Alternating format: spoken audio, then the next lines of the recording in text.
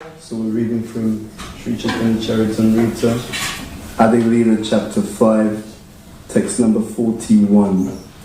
Okay, so just check that on the screen. Okay. So this chapter is entitled The Glories of Lord Nityananda Balaram. Okay. Vasudeva Shankashana Pradyumna Niruddha Vasudeva Shankashana Pradyumna Niruddha Dvitiya Chaturvyuha Eturiya Vishuddha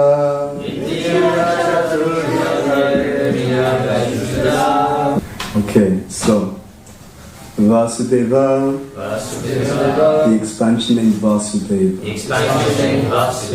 Shankashana, the expansion name Shankashana. Pradyumna, the expansion name, guess what, Pradyumna. Aniruddha, the expansion name Aniruddha. Dvitiya, Chaturvyuha, the second quadruple expansion. This. Turiya, transcendental. Vishuddha, free from all material contamination. Translation of Prabhupada by His Divine Grace Srila A.C. Bhaktivedanta Swami Srila Prabhupada. Srila Prabhupada ki jai. First of all, is anyone here who's relatively new? Anyone? Okay. So welcome, thank you for coming. So this is the Chaitanya Charitamrita. This is a text which is giving us information about the incarnation of God who's just appeared in this age called Kali Yuga, and his name is Lord Chaitanya. So this is really an exposition or an explanation of his life and also his teachings. Okay, so translation of this verse: Vasudeva, Shankashana, Pradyumna, and Aniruddha constitute this second quadruple. They are purely transcendental. It sounds a bit complex, but bear with us, we'll explain. Okay, purple by His Divine Grace Srila Prabhupada. This purple is actually quite long, so I'm going to read part of it, because otherwise we wouldn't have any time to actually expand on this in the class. So, okay, I'll read maybe the first few paragraphs. Sripad Shankaracharya has misleadingly explained the quadruple form, Chaturvyuha, in his interpretation of the 42nd aphorism of chapter 2 of the second kanda of the Vedanta Sutra, Utpatti Asambhavat. In verses 41 through 47 of this chapter of Sri Chaitanya Charitamrita, Srila Krishnadas Kaviraj Goswami answers Sripad Shankaracharya's misleading objections to the personal feature of the Absolute Truth. The Supreme Personality of Godhead, the Absolute Truth, is not like a material object that can be known by experimental knowledge or sense perception. In the Narada Pancharatra, this fact has been explained by Narayan himself to Lord Shiva. But Sankaracharya, the incarnation of Shiva under the order of Narayan, his master, had to mislead the monists who favor ultimate extinction. In the conditioned stage of existence, all living entities have four basic defects, of which one is the cheating propensity. Shankaracharya has carried this cheating propensity to the extreme to mislead the monists. Actually, the expansion of the quadruple forms in the Vedic literature cannot be understood by the speculation of the conditioned soul. The quadruple forms should therefore be accepted just as they are described. The authority of the Vedas is such that even if one does not understand something by his limited perception, he should accept the Vedic injunction and not create interpretations to suit his imperfect understanding. In his Shariraka Bhasya, however, Shankaracharya has increased the misunderstanding of the monists. Okay. We'll stop there and I'll explain what we just read or unpack that in a moment. But first we'll just say prayers. So this prayers of Mangalacharya. And we say these prayers in the class to receive the blessings of our founder, Srila Prabhupada, of the acharyas in our line, the teachers in our line, so that we can both understand and go deeper into their message. So this is what we do. So we just say these prayers and then we'll explain.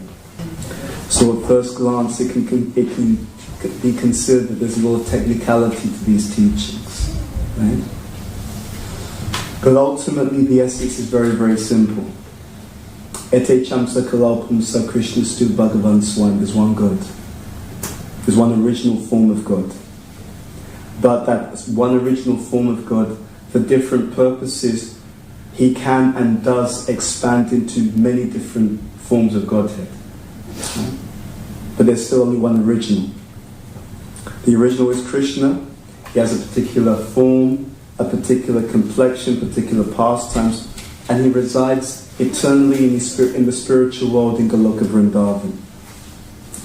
Now here, what we're speaking about, or what is mentioned, are other forms of the Lord. In the previous verse, it says, in that spiritual sky on the four sides of Narayan, Narayan is another form of Godhead who exists in another place in the spiritual world in Vaikuntha.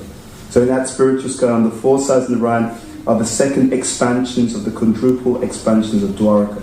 What that basically means is that there are other forms of God which expand from a particular form, Narayan.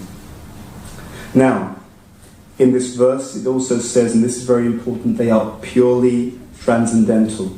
So, whichever form of God manifests, that form is 100% transcendental. God is never material. That's the key point here. Then we go into this purport. So, Shankaracharya is a personality who appeared on the earth back in history, and he was actually sent by the Lord, but to help humanity at large to progress on their journey back to Krishna. Okay, so Shankaracharya is an incarnation of Lord Shiva. So Lord Shiva is a great demigod. He's actually a great servant of Krishna. And he was requested to come in the form of Shankaracharya. So to give context, at a certain point in human history, there was so much misunderstanding and misuse of the Vedic literature that the form of the Lord came as Buddha. And he recognized that people were so unqualified that if you give them the Vedic literatures, they will just misuse the teachings in order to establish violence, killing of animals. The understanding was that in that polluted consciousness, they would not be able to understand anything deeper from the Vedas. So when Lord Buddha came, he said, look, forget about the Vedas, just practice ahimsa, non-violence. Okay? And this is a very interesting, it's a principle actually, that we have to give a teaching according to the qualification of the audience. You see? When I was at college, I had a friend, she was a very pious Christian. Her name was Grace. And we used to study together. And she was vegetarian.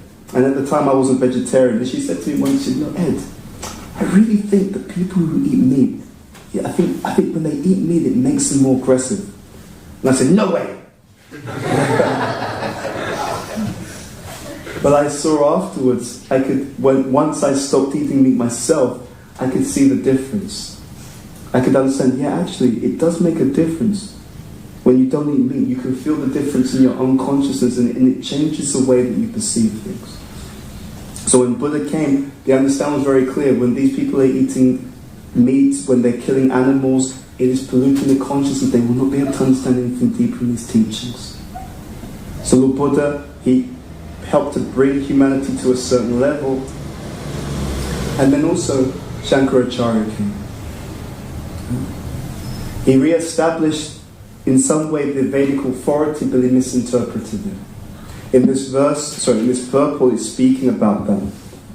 Okay, so he has misleadingly explained the quadruple form, Shatavyuha, in his interpretation. This is a very interesting word, interpretation. There's the actual teachings, and there is the interpretation of the teaching. We're not looking for an interpretation. We're looking for the actual understanding of the truth. As long as society is childish, is immature. As long as we're in that particular frame of mind, what will always happen is people will try to project onto the world what they want to think about it. Does that make some sense? Yeah? And this is a sign of immaturity. It's an inability to face reality. Okay? And it's happening a lot in modern society. People have all kinds of beliefs or ideas that they want to project onto the world. If you examine deeply, what is actually happening is people want to believe something about the world for one reason. What it has to offer. Yeah, exactly. And how they can manipulate Exactly. and abuse and So, do anything to get what they want. absolutely. I want to enjoy the world. So therefore, I have to have a philosophy that facilitates my wanting to enjoy and control, actually, these two things. So unfortunately, the world does not work like that. The material energy doesn't work like that. The greatest suffering comes when people do not accept reality. You see, that's the fundamental principle. A failure to accept reality is the first sign of danger. Because if I do not accept the reality as it is, then I will literally crash against the truth. For example, you see something is, so there's a snake. I was in India recently, and so we were in Mumbai, and there's this wonderful project, the Govardhan Eco Village, and so I was just chanting near the Ayurvedic clinic, and someone came up to me and said, I was barefoot, and someone came up to me and said, you might want to chant somewhere else because apparently there are snakes in this area. Right? Now imagine someone thinks that the snake is a stick. Right? So, out of touch with reality, you see something's a snake, but you think it's a stick, okay? And you think, okay, I can just pick it up, no problem, you're in trouble. Yeah? And this principle plays out in everyone's life. What the Vedas and what Prabhupada's books are actually trying to do is to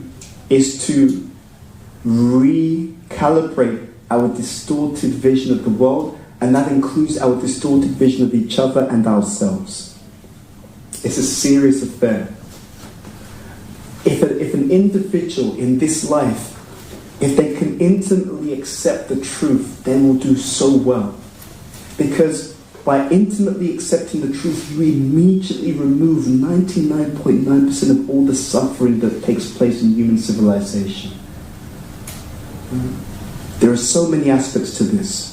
Whenever you see someone, therefore, and you see that the person is in denial, that denial means tamas. It means a mode of ignorance. And that tamas, it automatically maps to some type of suffering, whether immediate, mid-term, or long-term. And therefore, Prabhupada, through the pages of his books, through his writings, he's trying to flush out of the consciousness of every single living entity the ignorance that causes suffering. Because the ignorance is the root cause of all of our suffering. So please take this seriously. If you can read and try to cultivate this spiritual knowledge, you won't even understand how many struggles, difficulties, challenges, pains, how many things you're just cleaning completely out, not only out of your life, but out of your very consciousness, because consciousness is the basis of existence. So the first suffering is that we see the world but we don't see it. Pasyana pina pasyasi. We see the world but we don't see it for what it is. Right?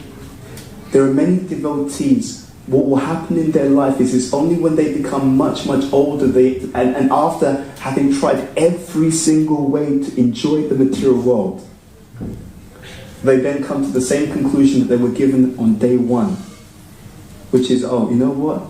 I've come to a conclusion. I think the material world is not a place that you can actually enjoy. Right. Correct answer. Right? And this is how Prabhupada has written the books, by the way. He's written the books in such a way you get all the conclusions up front. Technically we call this Siddhanta. You get all the conclusions up front, but we don't believe them. And it's very interesting why we don't believe them. Because it's not enough to hear. To deeply accept, there has to be a certain purification. You understand the difference? Right? There has to be a certain purification of heart. Otherwise, yeah, I know Prabhupada said that, but I still believe this, right? I know Prabhupada said that, but I've got an attachment like this. So the more that we engage in the process properly, the more that we purify ourselves, the more that we purify ourselves, the more that we can accept the truth. Purification also means humility. Yeah? It means that I'm not the one who dictates what reality is. There's someone else who knows better. And everyone who's been practicing Krishna consciousness for some time, you've seen this. You've seen that as your consciousness gets purified, you're able to see things more clearly. True? Right? This is a really powerful point. And this matures in fantastic ways. So there's a lot that we all have to look forward to. The more that we become purified, even this material energy, it will look different to the purified consciousness. That is a fact. That is a fact. The more that we clean the consciousness, because this Cheto Darpana Marjanam, what is it? Cleansing the mirror of the mind. In the Bhagavad Gita, Krishna talks to Arjuna and he talks about different types of coverings. Right? Embryo covered by the womb, right? Fire covered by smoke. He gives different analogies. And these relate to different levels of covering. And we are seeing the world according to our consciousness. It really is like that. And it's such a deep and profound point that we can easily miss it. We are seeing the world, we're seeing each other, we're seeing ourselves according to one thing. According to the quality of our consciousness. And that, I was speaking to one of my mentees recently, and I was saying to him that the first stage of practicality is perception, right? So what you consider to be practical, I'm going to do this, I'm going to do that, it's all founded and it's all based upon how you've perceived the situation. So if the perception is wrong, the activity will also be incorrect. Very simple. And Prabhupada was fully aware of this. Fully aware of this. So he knew if we can change their perception, not change it, clean it. If they can just see things as they really are, to be honest, if someone can see things as they truly are, Krishna consciousness becomes a natural thing. Okay, I'm going to spend my life trying to go in this direction. Okay, now you clean the consciousness. Alright, I can see this is not going to make me happy. I'm wasting my time. Let me do this instead. So it really behooves us, each and every one of us, to clean up this consciousness. And we don't want interpretation. We want the truth. And this is very interesting. Here, the second paragraph, Prabhupada writes, the Supreme Personality of Godhead, the Absolute Truth, is not like a material object that can be known by experimental knowledge or sense perception. This is a sutra. And Prabhupada's being generous, to be honest with you, right? Because actually we don't even know the material objects properly. What to speak of anything else, what to speak of the absolute truth. So, what does he mean by this? So, a material object that can be known by experimental knowledge. So people have some speculation about how things work. They have some speculation about how things are. And it's not so easy to understand. People may think it's straightforward. You just look at it, you figure it out, you manipulate it a little bit. It's not so straightforward because there are many things whereby it's hard to see what's causing the situation. I gave this analogy previously. I was going to do a program, I think it was London Bridge. I have my Oyster card. I get to the station. I tap on, I put my Oyster card on the sensor to get out. Okay, tap on it. It's not working, right? So I can't get out. The barriers don't move. I try again. Nothing happens. Barriers don't move. I try a third time. Nothing happens. So I go to the attendant and I said, look, there's something wrong with my Oyster card. He said, you're wrong. Right? Helpful. London Underground, right? He says, you're wrong. You don't understand. No, I said, I've done it 3 times. I'm tapping my Oyster card. It's not working. He says, you're wrong. He said, there's nothing wrong with your Oyster card. It's the sensor. So it's that sensor. If you use your Oyster card on another sensor, you immediately will come out. So this point is about causality.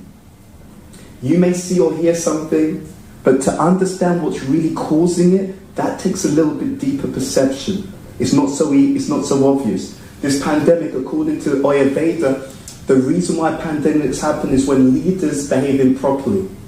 When people in positions of power behave improperly, it's said in the Charaka Samhita that it pollutes the entire ether, it pollutes the space, right? And by polluting the ether, it then allows viruses to spread, things to spread en masse, right? In other words, things have a subtle cause. It's not so obvious what's causing something. You see, Prabhupada was in America. I'm not sure if it was Chicago or another state. At that time, it was 1976, and that particular state that Prabhupada was in was the slaughterhouse capital of America. Prabhupada, and the weather was bitterly cold. Prabhupada told the devotees, if you can just get them to close down these slaughterhouses, immediately the weather will change. And humanity has lost this science. They've lost this understanding of subtle cause. And it's such a deep science. Why? Because it not only affects the world or the macrocosm, it affects each and every one of our own lives as well. Right? Each and every one of us has a certain atmosphere of existence that we're living in. And there are subtle causes also for that situation that we're in. And it is important for us as devotees to understand what are those drivers. Okay, what's your Krishna consciousness like? Okay, good, better, whatever it is. Okay, what are the subtle drivers? How good is it? For some devotees, they actually feel a bit bored in spiritual life. And they think, well, yeah, but I'm doing all the right things, I'm chanting, this and that. Yeah, but they're making offenses. So that sense of boredom, that lack of enthusiasm is because Krishna is blocking that mercy coming through because they're making aparad, offenses to other devotees. The moment they stop those offenses, immediately their spiritual life will change. For someone else, their spiritual life is going really, really well. They think, you know what, I'm probably a bit of a Paramahamsa. People haven't figured it out yet, okay? But actually it's nothing to do with them. It's because of the grace they're getting from other devotees who are more advanced, who are praying for them. So that advancement that they're getting is not really so much their own endeavour. It is the mercy that is descending upon them by their spiritual master and by other elevated devotees. The causality is not so easy to understand. That is the point. It's not so easy to understand. In this purport, let's see. Yeah, in the Narada Pancharatra, this fact has been explained by Narayan himself to Lord Shiva. But Shankaracharya, the incarnation of Shiva, under the order of Narayan, his master had to mislead the monists who favour ultimate extinction. So this point, monists means those people who are impersonalists, who think that they can become God, right? That it's all one. I was listening to a class by a friend recently, and he was talking about his guru, Prabhupada disciple, and they were at this event, and there were some people there, and they were impersonalists, and their ideas of it's all one, and so the Prabhupada disciple said to me, if it's all one, then that means what is yours is mine, etc. And they said, yes, it's all one. He said, so give me your gold watch. Right? They didn't want to give the gold watch. Yeah, suddenly it didn't become so much one anymore, right? Yeah, but they did it reluctantly. They did it reluctantly because it was a public program. So they had to give the gold watch, but then they ran away before they asked for anything else. Yeah. So it's very interesting. People talk about this, it's all one, until it comes down to practicalities, then suddenly we're different. Right? It's not all one when it's my bank balance. Okay, it's not all one when it's my Rolls Royce or my whatever it is. Then it's not all one. So anyway, this idea of monists means impersonalists who favour ultimate extinction. What they mean by that is it's a form of spiritual suicide, this idea that I want to annihilate my own individuality. But it's understandable why people don't want to accept individuality on one level. The reason why people on one level do not want to accept individuality is because individuality has been a problem. You see? In this material world, for many people, individuality has been a problem. Because if you're an individual and you don't know about transcendental individuality, then that individuality means that you and someone else can have some difference of opinion. You and someone else can have some argument, some conflict, some challenge, some misalignment. So many people, they come to the wrong conclusion. They think if I'm an individual, you're an individual, we don't see eye to eye, we may even have some competition in order to gain some kind of resource. They think it's a problem. But individuality isn't a problem, material individuality is a problem. You see, that's the whole point. But without this knowledge, you won't even understand that there's such a thing as spiritual individuality. It'll just be individuality is a problem. And related to that is relationships. You see? If individuality is a problem, it means relationships are also a problem. If I'm an individual and you're an individual, then that means that we have to get along. That's a problem, right? So this is what's going on in the material world. Unless there's an understanding of spiritual individuality, unless there's an understanding of spiritual relationships, people will always feel that there's a problem. And therefore we see so many things on the rise. Suicide, depression, etc. What is suicide? Suicide means I want to get rid of my individuality. I want to get rid of my existence. It's such a problem. So we've lost the real science of existence. We've lost the real science of individuality. And we've lost the real science of how to engage the dormant and natural loving propensity in a way that will not cause frustration. Okay? That's what we've really lost. And that ability to engage our loving propensity in a way that does not cause frustration, that is actually called Krishna consciousness. Unless someone is Krishna consciousness, you must be frustrated. Because you have all this loving tendency within the heart, but you have nowhere that you can give it to which will cause you deep contentment. Interesting, right? And now we can say, well, I love humanity. I love my family. We're not saying that's a problem. But that humanity or that family that you love, they're going to die. To the extent that we're reposing our love on the material basis, when that living entity leaves, we're going to suffer. Huh? When you leave, you suffer. When they leave, you suffer. Notice a pattern here, anyone? So what we're asking for, or what we're speaking about, is something much more profound.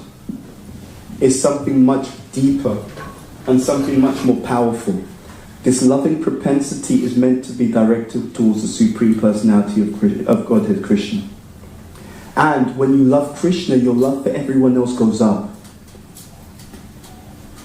When you love Krishna, your love for all living entities actually becomes deeper. In the modern society, for example, there's sometimes this idea that we want to make everything the same, everyone the same. If you go deep into that, you'll understand that the root of that is a lack of love, a lack of deep love. So if I don't love people beyond the bodily platform, if I don't accept people beyond the bodily platform, then because that spiritual dimension is no longer there, then in order to appreciate people, I have to make a big deal of something superficial. Everyone's really intelligent, right? Actually, everyone isn't really intelligent. It's not true, right? But if my basis of appreciation is intelligence, then I'll have to say everyone's intelligent because I want to appreciate them. You see?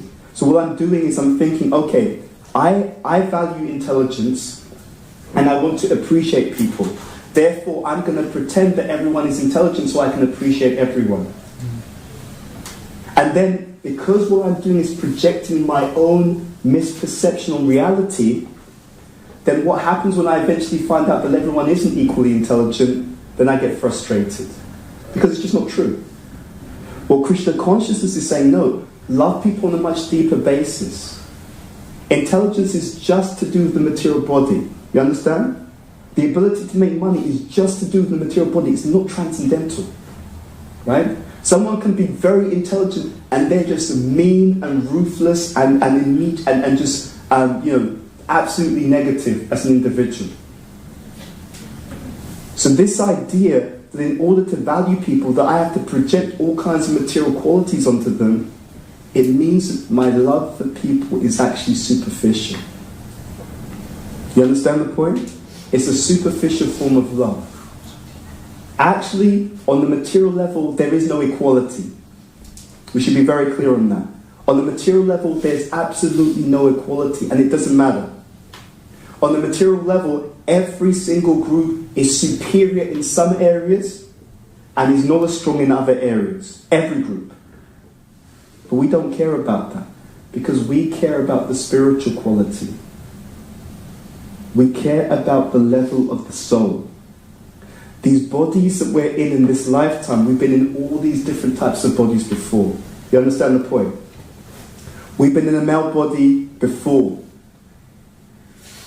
And to the gentleman, we've been in female bodies before. We've been in African bodies, Indian bodies. In basically, you've driven in all these different vehicles before.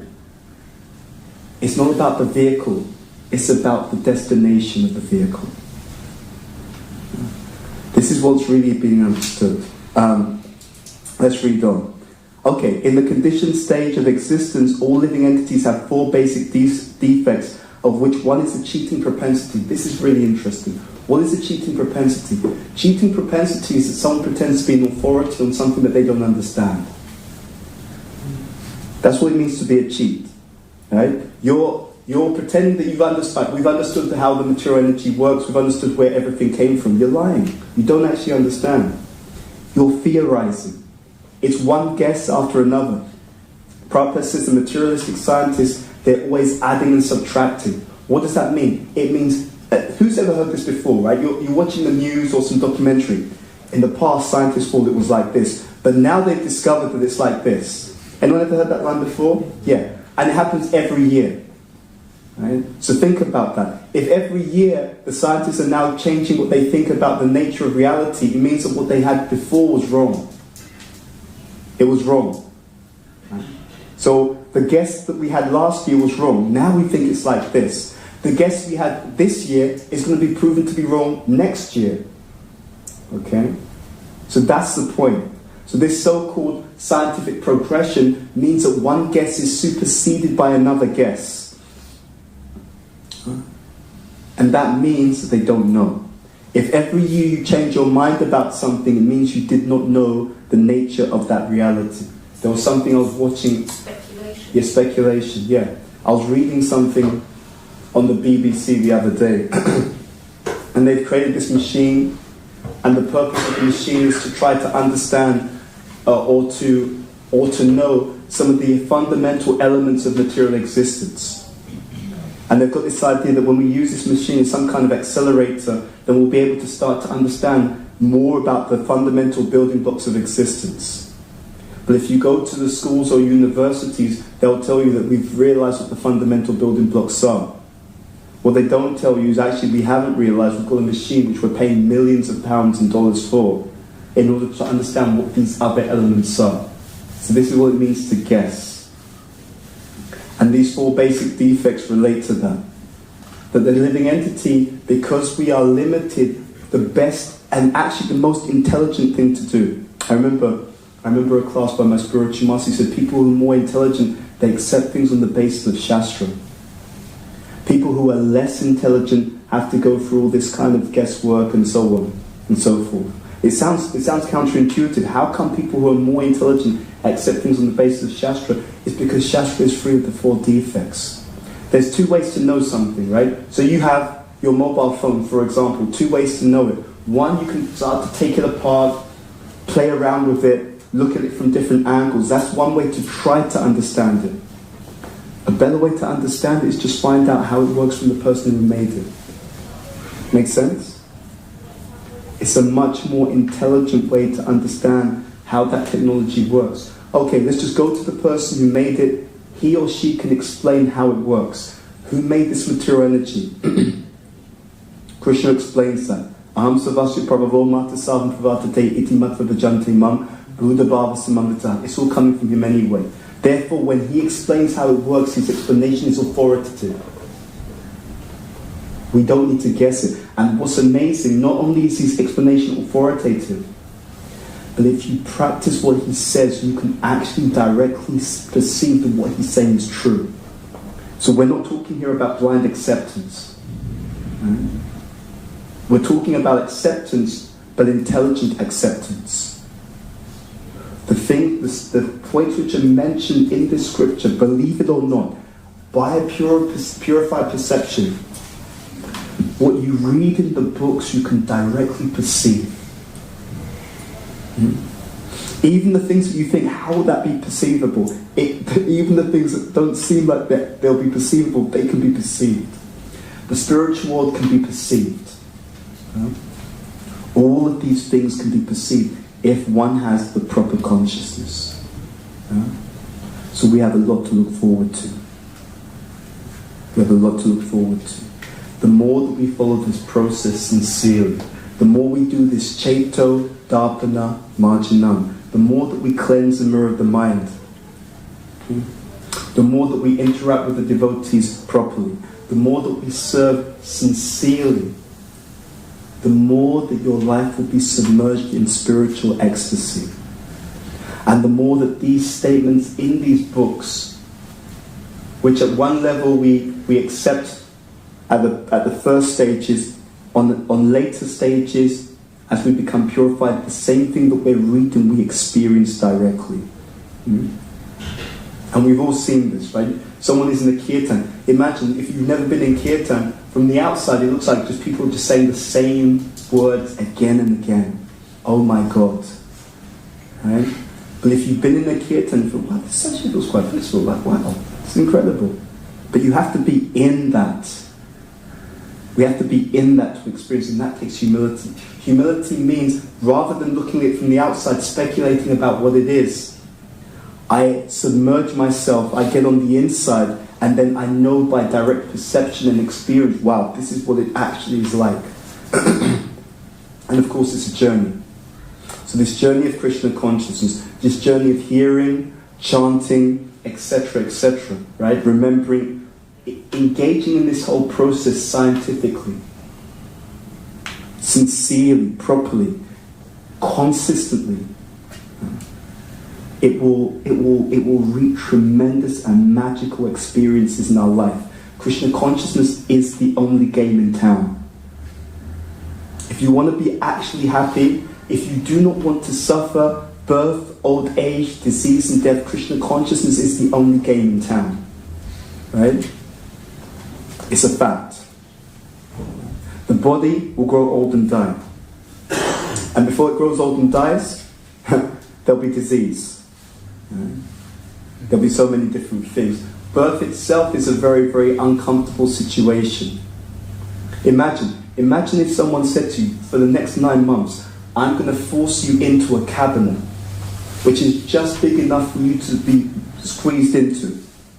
I'm going to force you into a cabinet, and I'm going to trap you there for 9 months. After 9 months, you can come out. Right? Could you imagine how that could feel? So we don't want to take birth again.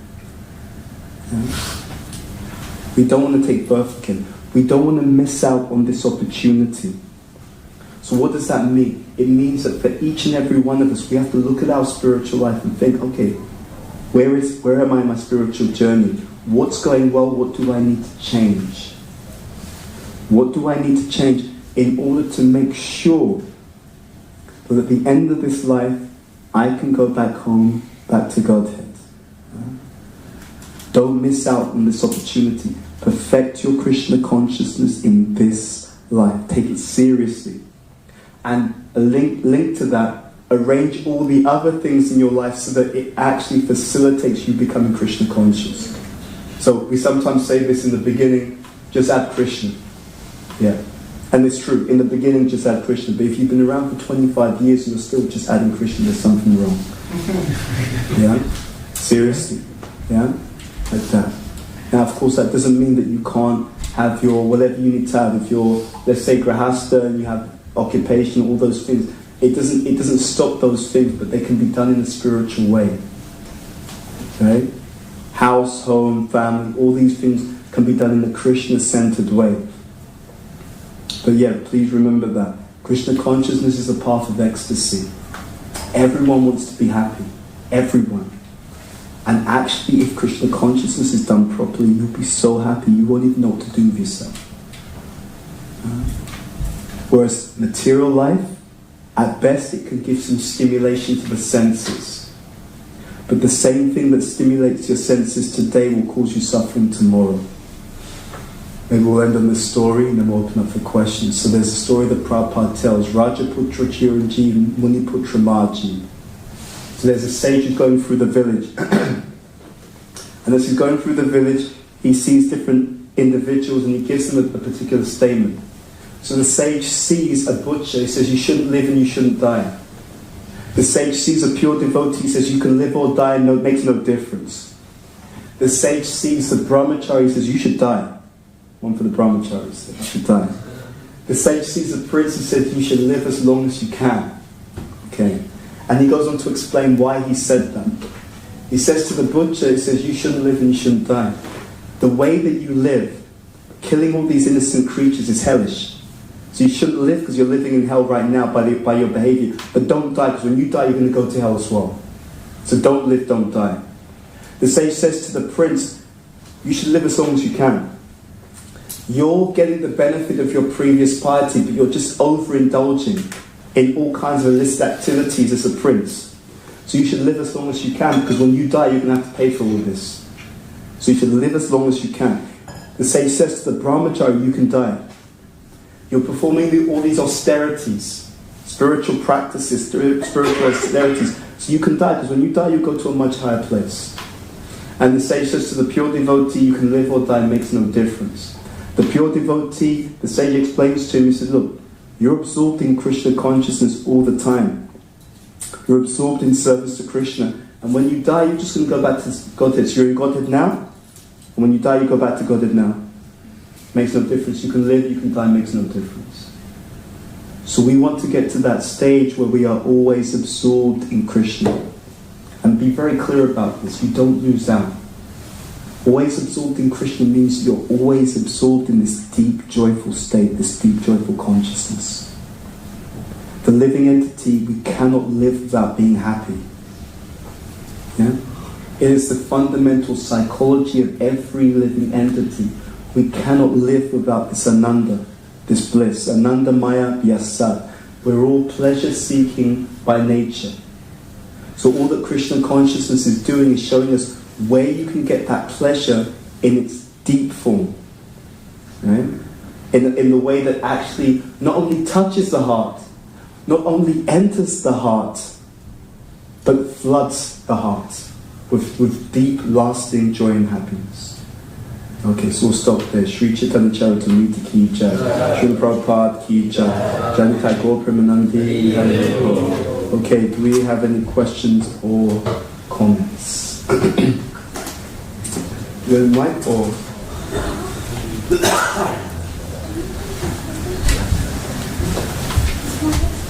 Is there a microphone?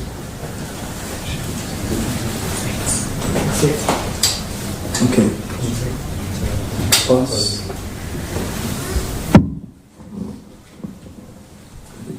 Thank you so much for Thank you. Very good. I was thinking about it's a comment about individualization, and you said it is a problem, and I was also thinking that we complain so much and we often put the blame in others. It's the government fault, it's my partner's fault, it's the school's fault. And we forget to take responsibility, to embrace who we are. You meant that, like, to accept who we are, otherwise we remain in ignorance. And that's the whole purpose of the spiritual path, is to understand who we are, what's our individual entity, what's our constitutional position. And just wanted to remind myself, and that is very important, to take responsibility for what we're doing, and then we're more joyful because we're not blaming others. We become empowered to make a difference in life. Absolutely, thank you for that. So yeah, it's a very good point. Where there's no accidents. The situation that we're born in, the challenges that we have, they're all unique to each and every one of us. I mean, there's some things which have in common. There are some things which are very specific. And that is, we each have our battle of Kurukshetra. We each have our own unique set of challenges that we have to pass in order to become Krishna conscious. Don't think, oh, it's easier for one person than another. No, they just have a different, unique set of challenges. And what may be difficult for one person is easy for another, because they may have passed those tests in the previous life that we're having in this life. And we may have passed tests in a previous life that our friends are having in this life. So that's why it also requires responsibility and compassion. We have to be responsible. There's a reason why I'm in the situation that I'm in. Okay? Embrace that fully, because if you embrace it, you become empowered. Yeah? As long as it's someone else's fault, we're actually giving our power away to other people. And that happens a lot in modern society. Yeah. Happens a lot in modern society. But to your point, absolutely. Because the moment I take the fact that I'm responsible for the situation I'm in, there's a reason why I've got this karma. Now, what can I do about it? Right? What can I do about it? Then you can really move things forward. You just reminded me of a phrase, if we don't choose it, somebody else will choose for us. Yes. If we don't make choices in life, somebody else will come and choose for us. And maybe it's not what we really want. Absolutely, absolutely. A passive person suffers much more than the person who actively tries to improve their situation in Krishna consciousness. Absolutely, yeah. Any other question or comments? Okay, we can pass. And then we go to the other side. Thank you very much for your very nice class. When the devotee or the pure devotee comes back in this material world, he accepts another body, yeah. But does he suffer the same way that ordinary living being suffer, or does he suffer less because of his consciousness, level of consciousness, birth, old age, disease and death? Yeah, it depends on the level. It actually depends on the advancement of the individual. Yeah, but generally he'll suffer less. Absolutely. As one is engaged in Krishna consciousness, there are certain things that one just doesn't do. For example, we have regulative principles. You see, so that immediately removes a whole range of suffering that takes place in other people's lives. We're not killing animals, for example. Because we're not killing animals, we're not going to have to be forced to be slaughtered. You see? When people do sinful things, they get some reaction in the same life and they get more reaction later on. You see? So just by practicing devotional service sincerely, you immediately wipe out a whole range of suffering. Okay, now, to give a full answer, there's another dimension. And that is that the devotee also has a different type of experience. I don't call it suffering. But it's just like when you miss someone that you love. Right? When you miss someone that you really, really love, that is a type of pain, but that pain is a very sweet type of pain. So this vipralamba, this service in separation, is also a type of suffering. But it's a very blissful experience. Right? So that Rupa Goswami writes about this in his Ashabandha prayers. I don't have love of Godhead, na prema shravanadi bhakti apiva. I don't have love for Godhead, I don't have love for the process of hearing and chanting, I don't have mystic abilities, pious birth, I don't have all these things. But because you, dear Lord, give your mercy to the most fallen, I have this unbreakable hope which is always within my heart. This hope is always giving me pain. So this mood of separation and this striving to always serve and once again connect with, sambodh, to have union again with the person that we truly love the most. That is also a certain type of suffering, but it's not material suffering. It's actually a cause of even greater ecstasy. Yeah? Yeah. Okay, thank you for your question. Can we pass the microphone on the ladies' side, please? And they can decide amongst themselves who should ask the first question. Can we switch? So my question is, so sometimes when I'm on book distribution, I think it happens to all the centers and devotees, like nothing's happened sometimes, like cannot distribute any books, it's very tough. And yeah. And at this moment I wonder, like, where am I in my spiritual life? Why is this happening? Like, is my sadhana wrong? Did I do some offenses? So on book distribution, it's difficult for me sometimes to find the balance between just surrender and as well wonder myself, what did I do something wrong? Mm-hmm. Like, did I chant my rounds not correctly? Like, yeah, so maybe just giving me some advices to like find the right balance between surrender and questioning ourselves about our spiritual life. Thank you for your question, intelligent question. The two things should go on simultaneously. We should always be introspective and we should always be striving. So the mode of goodness, we're interested in Shuddha Sattva, but we make that journey. The mode of goodness means dynamic balance. So what happens is like this. If a devotee is sincere, Krishna will give you the answers, actually. Right? So the first thing is we keep striving, because there's no alternative. It's like, what are we going to do? Stop? Right? It's like, think service is not going well, so let me stop serving. That's not going to make it better. Right? So the first thing is we should always keep serving, no matter what. We always keep serving. Second thing is, while we're serving, we can be prayerful. If I'm doing something wrong, Gurudev, Krishna, devotees, please let me know. Please make sure. Tell me what I'm doing wrong. And it's that faith that Krishna is there, especially when you're on Sankirtan. I mean, if you're on Sankirtan, Lord Chaitanya's there. Right? The last incarnation of Krishna, he's there because he's with his devotees, especially those who are doing the Sankirtan Yajna, the prime activity in this age. So along with being active, along with being introspective, we're humble. So three things. Active, so service. Introspective, so conscious. And humble. Humility manifests in me trying to be honest with myself. How was my chanting? Right? Me trying to be honest with myself. How am I dealing with the devotees? And I also ask other devotees who are close to me. How do you think I'm doing? Do you think there's something I'm doing wrong? Right? Is there something I need to change? Whatever it is. And you'll get an answer. Krishna said it may not happen immediately, but Krishna's definitely there. And for any devotee who sincerely wants to know, keeps asking. Right? Because that means you really want to know. Krishna will definitely arrange for someone to come along. Mataji, between you and me, I've noticed when you chant, you're missing out this or you're missing out that. Or, I have to be honest, I'm offended by you. I feel like the way you spoke to me in breakfast or whatever it is, it will come up. Yeah? All we have to do is be sincere. Yeah? But then don't worry also. If we're sincere and we have that faith that Prabhupada is there, which he is, Krishna is there, which he is, Radha Landaneshwara is there, Jagannath Baladev, Subhadra Maharani, Gaunitai, they're always present. Especially for anyone who really wants to make an advancement in Krishna consciousness. And they'll let us know.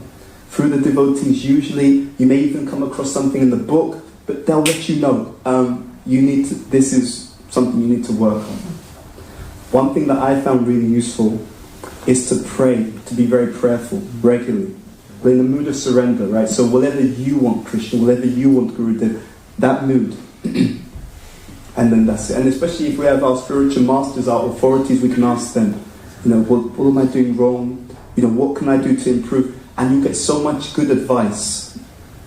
It works like that. I heard something the other day, that when you inquire from devotees, not only do you get good advice, hopefully, most of the time, right? Not only do you get good advice, but you also get their blessings. So it's actually very, very powerful. There was, in the Bhagavatam, Bharat Maharaj, he's a personality who was great and advanced, but at one point he got diverted and distracted from his spiritual life by caring for a deer. And the acharyas explained that one of the reasons why he became distracted is because when he started to develop the attachment for the deer, he did not go to his gurus, to his seniors and reveal what was happening and get their advice. Right? So it was going on and he just thought, I'm not going to say anything. He just kept it to himself. Had he gone to his seniors and said, this is what's happening, what should I do? I need some advice here. It wouldn't have actually gone in the same direction that he went into. So this is how it works. Does that answer your question? Thank you for your question. Good question. Something for all of us to reflect on. May I have to switch it? Thank you for a wonderful class. Going back to the expansions of Krishna at the beginning, so when we talk about Krishna, we always say Krishna is the first candle, and then all the other expansions, Sankarsan, Aniruddha, Nishin, Haram, they're all candles, but they expand from the first candle. But Chaitanya is Krishna himself. So when we talk about Chaitanya, we never say he's the first candle, but he's actually the first candle as well.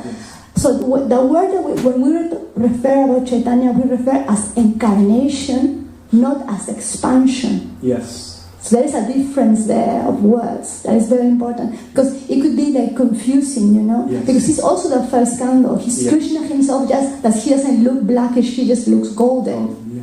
Absolutely. Thank you. That's a really great point. Yes. So Lord Chaitanya, Krishna, they're not, they are the original personality of Godhead. Absolutely. And then these others, expansions that come from, but there's a distinction to be made, so thank you for sharing that. I saw, did you have a question? If you could just pass this, and then what we'll do is we'll end if that's okay. Yeah? Okay, last question. Hare Krishna, thank you Bhuta Bhavana for a wonderful class. I just had a question regarding Shankaracharya. Can you give a clarification on how we would explain his misguiding the monists when we know that Lord Shiva is the greatest Vaishnava, and then as Advaitacharya he performs austerities to call upon the Lord to take birth, appear. So how do you reconcile that he, in his Shankaracharya incarnation, has misguided the monists? Good point. So he has and he hasn't. Okay, so let's explain that. So first of all, he's reconnected humanity with the Vedic authority, right? You see, that in that sense, that's good. Now, the conclusions he's reached from that Vedic authority, that's where we have an issue with Shankaracharya. Okay, so again, looking at the lineage, the Buddha, he saw they're not qualified to look at the Vedas, they're just going to take the wrong understanding. So take them away, qualify them by making them non-violent. They have some adhikar, right? So they don't believe in God, but they're actually following Buddha, who's an incarnation. Some adhikar is there. They're being non-violent, they practice ahimsa, they have some adhikar. Now with that adhikar, if we then introduce the Vedic literature, then they can actually start to go a bit further on the path. They don't get to the point because there's still some envy. So the conclusion that actually I'm part and parcel of Krishna, he's God, and my job is to surrender to him, that much they're not really willing to understand, but at least they're now connected to the Vedic authority. So some authority is there, so they're going to get some more adhikar, some more qualification. So the way that Krishna's mercy or compassion plays out is he takes a long-term approach. He does two things. One, he honors the living entity's free will. Okay, Savasichaham Ridishanivishto Matasmriti Jnanam Apohanam Cha. Okay, if you, according to the desire of the living entity, Krishna gives knowledge, remembrance, and forgetfulness. So we can see everything that's happening in that regard through the lens of that particular verse of the Bhagavad Gita, chapter 15, text number 15. So you want knowledge? I'll give you a certain degree of knowledge. You want remembrance? I'll give you a certain degree of remembrance. You want forgetfulness? I'll also give you a certain degree of forgetfulness, but it's still progressive. And ultimately, to accept truths like that, it also requires adhikar on the part of the individual. They have to be able to consider, actually, someone knows better than I do the internal mood and the internal willingness of all these living entities to come closer to Krishna. Right? Because otherwise, if it was me, I would have just told them, that they should immediately jump to. Well, yeah, but you're not God, and you don't know what that person's consciousness is like. You don't know how much they're willing to accept the truth. And what Krishna ultimately wants is a freely given, loving exchange. So it's not a question of forcing people. It's a question of, okay, what can we do to facilitate these people moving forward based upon the internal willingness that individual has in order to come back to Godhead. And so taking into account all of these factors, then Krishna gives this approach, which means that it's actually the best situation that they could have based upon where they are internally, not necessarily externally, but internally. Does that make some sense? Yeah? Okay. So we'll stop there. Thank you. Sri Chaitanya Charitamrita ki jai. Srila Prabhupada ki jai. Janita Gaura Premanandi.